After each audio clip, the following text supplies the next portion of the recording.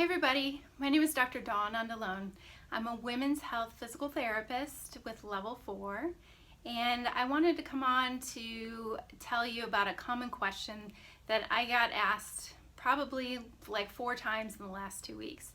And most of these women were about 3 months after having their baby, some were sooner, and they want to know, when is it safe for me to go back into my old fitness routine? Whether that's CrossFit, going to Pilates or running.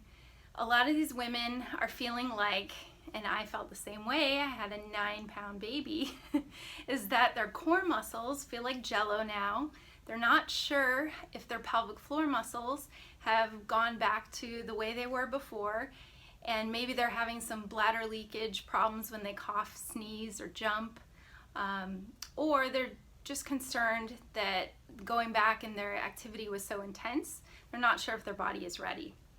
So some of the things that I like to advise women I see, obviously every woman is going to be a little bit different, and I'm going to take an individualized approach, but there's things to watch out for. So number one is you want to make sure that your bleeding has stopped. Obviously that means that your healing has not taken place.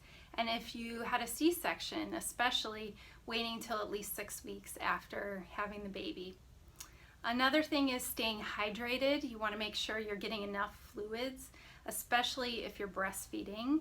And this is important if you start exercising and you're going to lose fluids. You want to make sure, because that will help the healing process as well. And then the questions I get about your core, doing abdominal exercises, and a lot of women aren't sure what's safe to do afterward, or why that belly bulge looks like they're still pregnant, or it's not going down. They're seeing a little bit of a ridge there, which means some women, after having babies, especially larger babies sometimes, is you develop what's called a diastasis recti during pregnancy that doesn't always heal itself.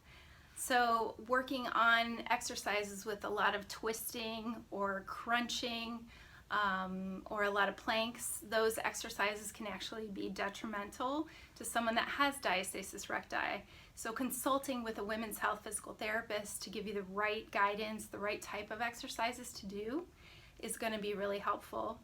Also, pelvic floor weakness or pelvic floor issues where you're getting some leaking with coughing, sneezing, running, or jumping. That means a couple different things. You could have some weakness there still in your pelvic floor. You could still be healing. So easing back into those higher intensity exercises and getting some guidance from a pelvic floor physical therapist and learning the right types of exercises, because Kegels aren't always the answer and aren't always the way to cure that. So getting some guidance and also easing back into a fitness routine with things like walking or swimming that's not putting a lot of pressure on your pelvic floor. And then also you have to just be able to not increase that intra-abdominal pressure, because that's going to press down on the pelvic floor area and put you at risk for things like pelvic organ prolapse, which can happen if you lift something too heavy or you put a lot of pressure down on your pelvic floor if things aren't healed yet. So those are a few of the common tips that I give my clients, and if you have any other questions or want some guidance about what to do, I'd be happy to talk with you. Our number is 760-503-4440, or feel free to browse our website at the Women's Health page at level4pt.com.